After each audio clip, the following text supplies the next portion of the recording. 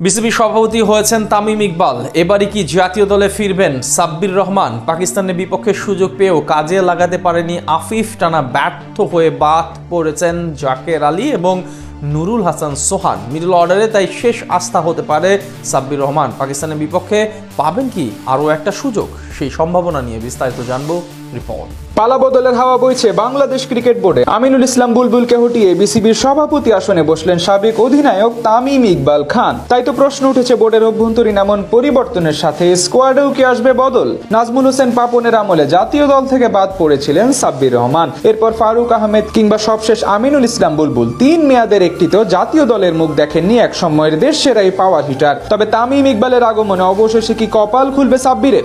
বাংলাদেশ ক্রিকেটে যাবৎকালে অন্যতম বড় প্রতিভার নাম সাব্বির রহমান। তার পাওয়ার হিটিং অ্যাবিলিটি এবং বড় শট খেলার সামর্থ্য অল্প দিনে নজর কাড়ে মানচিত্র ছাপিয়ে গোটা বিশ্বের।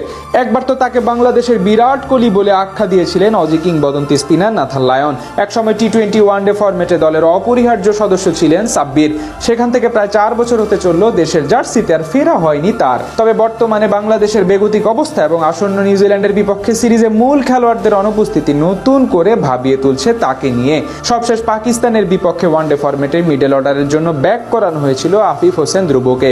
কিন্তু বামহাতি এই ব্যাটার নামের প্রতি একদমই সুবিচার করতে পারেননি। 3 ম্যাচে একাদশে থাকলেও তেমন ভাবে মেলে ধরতে পারেননি নিজেকে। অন্যদিকে তার আগে দল থেকে ব্যর্থ হয়ে বাদ পড়েছেন জাকির আলী অনিক এবং নুরুল হাসান সোহান। দীর্ঘদিন ধরে সুযোগ পেয়েও তেমন ভাবে কাজে লাগাতে পারেনি তারা। ঠিক সেই কারণে সাব্বিরের নাম এখন আলোচনায় সবার আগে। তাছাড়া আগের বোর্ডের দেয়ানুসি অনুযায়ী নিউজিল্যান্ডের বিপক্ষে টি-20 সিরিজ মিস করতে পারেন তানজিদ তামিম এবং পারভেজ হোসেন ইমন। এই দুই নিয়মিত ব্যাটারের না থাকায় স্বাভাবিকভাবে দলে সৃষ্টি হয়েছে শূন্যতা। সে জায়গায় অনেকেই নতুন কোনো মুখ বা আলোচনায় থাকা কাউকে সুযোগ দেওয়ার কথা বলছেন। সেখান থেকে সাব্বির রহমানকে বাজিয়ে দেওয়ার গুঞ্জন শোনা যাচ্ছে।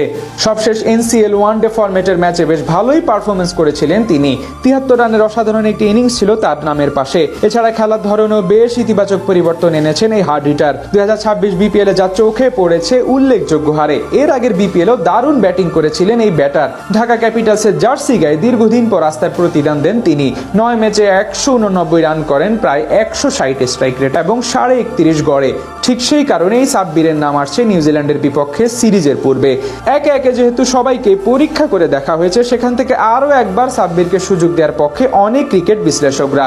এখন দেখার পালা নতুন নির্বাচক প্যানেল তার নাম গুরুত্বের সাথে বিবেচনা করেন কিনা, কিংবা তামিম ইকবালের অধীনে পরিচালিত বোর্ডের বরাতে কপাল খুলে কিনাই পাওয়ার হিটারের।